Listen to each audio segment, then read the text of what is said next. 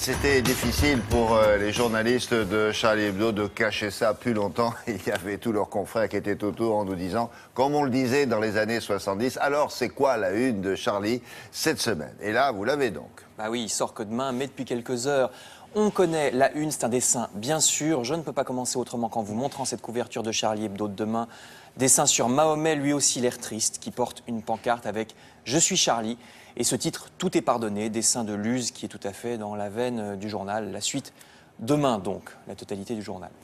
Les autres journaux de ce matin se demandent quelle réponse on va apporter au terrorisme après la vague d'émotions. Vous voyez, quelle réponse et maintenant et demain, respectivement, titre du Figaro, du Parisien aujourd'hui en France et de la Croix. On commence à connaître les premières mesures envisagées par le gouvernement. L'Humanité et le Figaro en font la liste. 10 000 soldats déployés dans les lieux sensibles, c'est une première réponse. Pour le reste, plutôt que de faire une énième grande loi qui ne sera pas forcément appliquée davantage que les autres, il semblerait que le gouvernement préfère approfondir ce qui existe déjà, c'est plus rapide et plus efficace. Donc davantage de coordination entre les services de renseignement, davantage aussi de moyens. Par exemple, aujourd'hui, les écoutes téléphoniques ne peuvent être conservées que 30 jours, faute d'ordinateurs assez puissants, donc tout ça devrait changer. Il y a aussi bien sûr l'idée d'isoler dans les prisons les islamistes des autres détenus. Le Parisien nous apprend que ça se fait dans une prison à Fresnes. Les islamistes sont mis ensemble pour ne pas contaminer les autres, mais la ministre de la Justice, Christiane Taubira, n'y serait pas très favorable. En tout cas, ça ne suffit pas, dit-elle, parce que qu'est-ce qu'on fait quand ils sortent de prison un jour ? Vous lirez un peu partout une polémique sur le Patriot Act à la française, du nom de cette loi très poussée, prise aux États-Unis par George Bush après le 11 septembre. Est-ce qu'il faut, par exemple, en France, qu'on puisse interner les islamistes sur simple décision préfectorale, comme pour les asiles psychiatriques par exemple? Alors c'est vrai que ce serait plus rapide, sans attendre les lenteurs de la justice, mais n'oublions pas que c'est comme ça aussi qu'a été créé Guantanamo, avec certains qui y sont enfermés secrètement depuis des années, sans preuve, sans avocat, sans jugement. Vous avez vu à l'image Le Figaro ou Libération, qui souligne que le Patriot Act américain est très critiqué là-bas à cause de ça. Cette loi américaine a permis aussi au FBI de fouiller dans toutes les factures, les comptes bancaires, les relevés téléphoniques. Ça paraissait justifié au départ, mais vous voyez, les échos nous apprennent que ça a vite dérapé. En fait, le FBI maintenant s'en sert pour tout et n'importe quoi. Seulement 0,5% des procédures sous couvert de Patriot Act concernent vraiment le terrorisme. La police a pris l'habitude d'y piocher là-bas pour toutes les affaires. Ça fait effectivement réfléchir.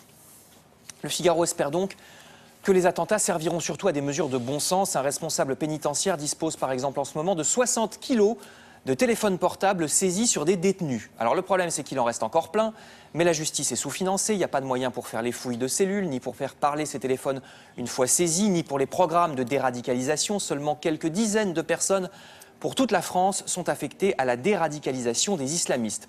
Alors je termine avec le Parisien qui pose lui la question de la volonté politique au ministère cette fois de l'Éducation.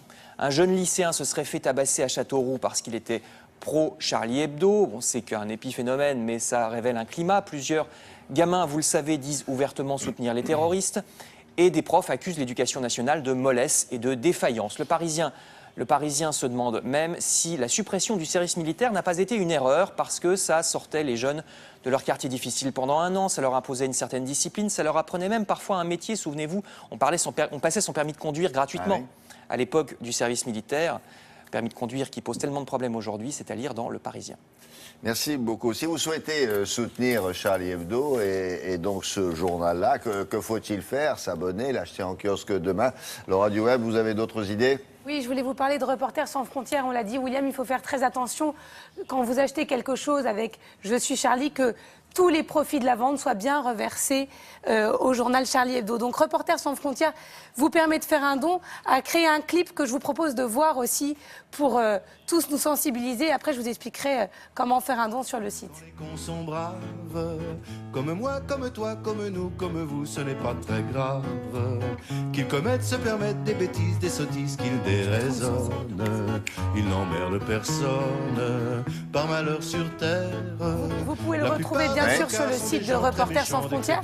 Alors, sur ce site justement, William, vous pouvez faire un don en direct avec votre carte bleue ou acheter le fameux t-shirt que nous aussi, on avait tenté de fabriquer de manière un peu artisanale. Là, vous avez le t-shirt officiel, 10 €. Tout est reversé à Charlie Hebdo. Et si vous souhaitez vous abonner, il y a plusieurs sites internet qui vous permettent de le faire. Charlie Hebdo et aux familles des victimes. Exactement. Donc, aussi. vous pouvez vous abonner sur le site Via Presse pour une durée de 3 mois, 6 mois et 1 an.